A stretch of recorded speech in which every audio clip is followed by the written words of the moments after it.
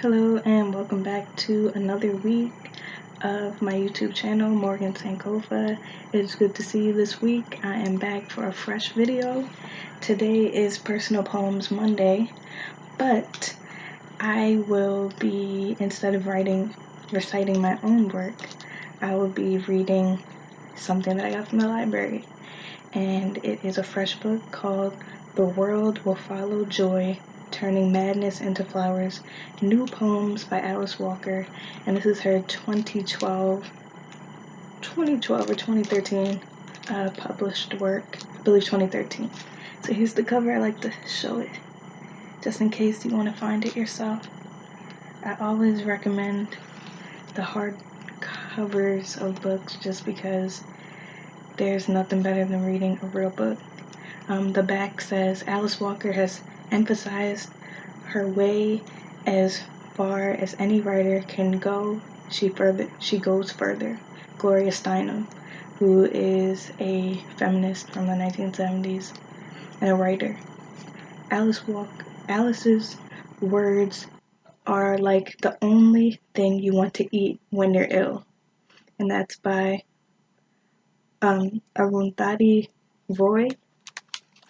So this is her latest book of poetry, and I wanted to read the first poem in the book and then give my thoughts after.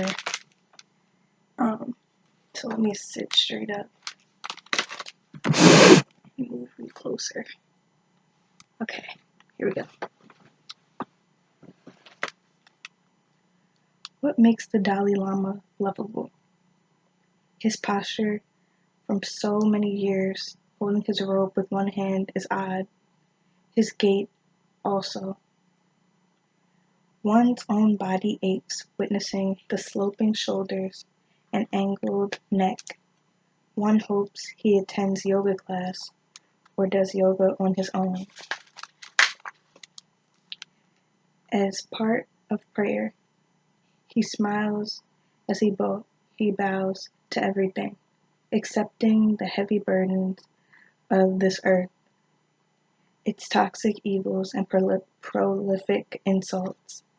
Even so, he sleeps through the night like a child, because thank goodness that is something else day-long meditation assures.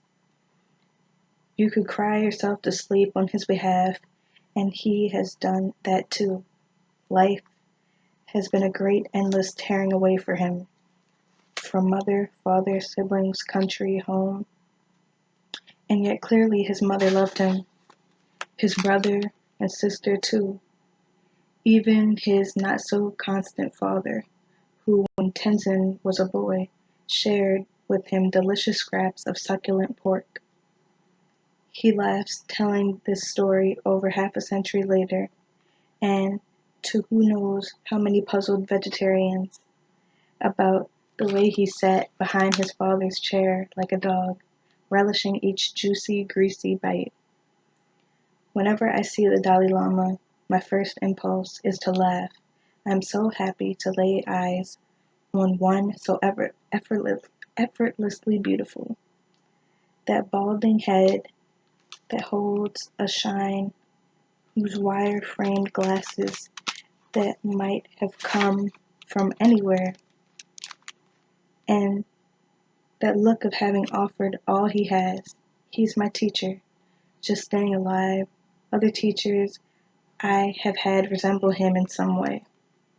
They too were and are smart and humble, fascinated by science and things like time, eternity, cause and effect, the evolution of the soul, a soul that might or might not exist.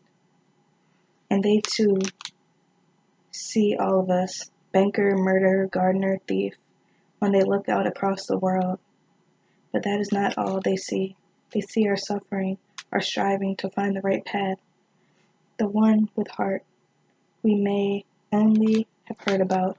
The Dalai Lama is cool, a modern word for divine. because he wants only our collective health and happiness. That's it. And what makes him lovable is his holiness.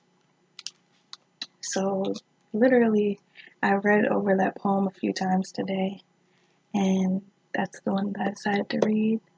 I just want to mention my hat today is an ode to my family. It's Mount Olive, North Carolina, where both of my grandparents lived. So it's really important to me. When I went to visit over the summer, I got this hat. So why not share it? And so I wanted to share that today for Personal Poems Monday. I hope that you've been enjoying this video so far and it's been inspiring you to create your own work. Continue to do that for yourself because it's really a healing process and you learn a lot about yourself and just about the world around you when you let the words just flow out to you in the form of poetry. I've never experienced anything like it before, so I think it's really important to continue to lift up other poets and continue to see what I create from my experiences in this world. So, as always, I hope that you enjoyed today's Personal Poems Monday, and I'll see you next week.